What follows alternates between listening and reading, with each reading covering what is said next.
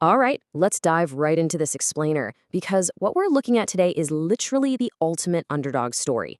When we think about human history, we naturally just picture ourselves at the very top of the food chain, totally mastering the globe. But actually, scratch that. It wasn't always the case at all. We are going to explore the absolutely fascinating journey of how our ancestors went from being the hunted to becoming the ultimate apex predator. So you really have to ask, how exactly did the weakest animal on Earth survive a world of prehistoric giants? I want you to imagine standing out in the pitch black. You've got no claws to swipe with, no sharp fangs, and no thick fur to protect you from a sudden attack. For millions of years, we weren't the hunters. We were very much the prey, just desperately trying to hide from the nightmares lurking in the shadows. Just think about what we were up against. On one side, you have early humans, completely devoid of natural armor. Nothing. And on the other side, the giant predators running the show, saber-toothed cats, massive prehistoric lions, and absolutely enormous bears. Our physical weakness against these towering, jagged beasts meant this wasn't just an unfair fight. It wasn't a fight at all. And look, if you think I'm exaggerating about us being prey, the archaeology is honestly pretty chilling. There are actual marks found on a child's skull from this era that prove early humans were regularly hunted. Big cats like leopards didn't just stumble upon us by accident. They actively targeted our young, dragging them away into the dark. This wasn't some theoretical threat. It was a terrifying, everyday reality for our ancestors. Let's put some numbers to these beasts to really wrap our heads around the scale of this. 600. That's the weight, in pounds, of the Smilodon, one of the most fearsome saber-toothed cats out there. Think about that mass for a second. We are talking about a 600-pound ambush-killing machine with massive dagger-like fangs just waiting in the brush for a tiny, defenseless human to walk by. Or how about this number, 12? That is the towering height in feet of the short-faced bear when it stood up on its hind legs. Imagine a predator basically 3 times the size of an early human just looming over you. And the worst part? It could chase us down at speeds up to 40 miles per hour. No way we could fight it, and we for sure could not run it. But then the entire narrative shifts.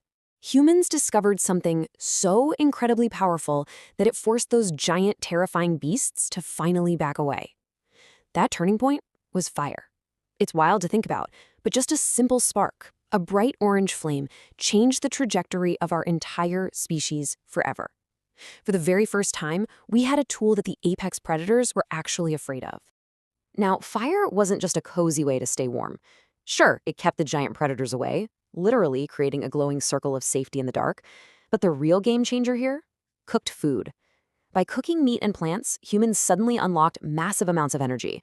And that energy went straight to fueling the biological growth of much larger, far more complex brains. And with those bigger brains, we started leveraging a totally unique biological superpower. See, while heavily furred animals were incredibly fast, they had a fatal flaw. They overheated.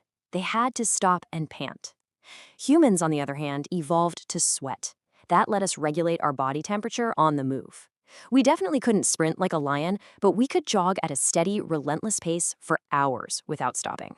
So the breakthrough was realizing that we couldn't run faster, but we could run longer. This turned into a brilliant strategy known as persistence hunting. Instead of trying to overpower an animal in some brief, violent struggle, we tracked it and chased it over massive distances.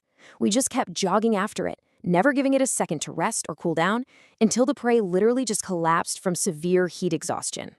It's honestly like a giant puzzle. First, you have to use that big brain to read nature, interpreting tracks, noticing a broken branch, picking up subtle sounds.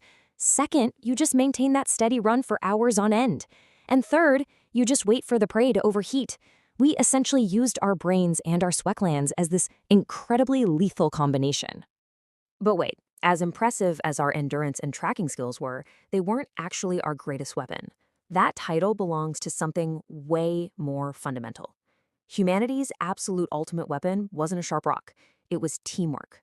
It was the collective realization that we are infinitely stronger together than we could ever be alone. You can see a massive divide here between us and the rest of the animal kingdom. Most animal survival relied purely on individual strength, right? Leaving the weak behind, fighting in close physical combat. Humans completely flipped the script. We relied on group teamwork. We actively cared for our sick and weak, bringing them food so they could heal. And instead of close combat, we used shared language and ranged weapons. This fundamentally completely shifted how we fought and hunted. One single human is prey, sure, but a coordinated line of humans holding spears, that's an impenetrable wall. We used our shared language to strategize on the fly. And by throwing spears, we learned to hunt and kill from a very safe distance, meaning we didn't even need the brute physical strength of the predators that used to hunt us. When you zoom out and look at the timeline of our history, the climax of this underdog story becomes super clear. Millions of years living in sheer terror as weak prey. Then, boom, the discovery of fire brings safety and drives brain growth. And finally, we hit a critical inflection point around 50,000 years ago. All of it, the larger brains, endurance, language, teamwork, it all combined and the balance of power permanently shifted. The result of that shift was monumental. As our ancestors spread out across the map, adapting and working together, the reign of those prehistoric giants came to a screeching halt. One by one, the apex predators, the saber-toothed cats, the giant bears, they just disappeared.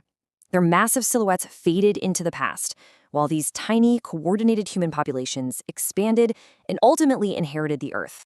It's really the ultimate reversal of the food chain. The giant predators relied entirely on sheer physical strength, fangs, and claws. But humans? We relied on intelligence, and most importantly, on each other. We swapped out claws for a highly developed brain and a deeply supportive, communicative community. Which brings us to this final takeaway, and I think it perfectly summarizes our entire journey from prey to predator. Humans didn't survive because they were strongest. They survived because they worked together. It was never about being the biggest or the fastest. It was 100% about our capacity for community, empathy, and collective problem solving. So I want to leave you with this provocative thought. Knowing that our true apex superpower is caring for one another and working together, how do we apply that today? What kind of modern monsters, whether we're talking about global crises, huge technological hurdles, or societal issues, can we defeat if we actually channel that ancient power and truly work together? Definitely something to think about. Thanks for joining me on this one.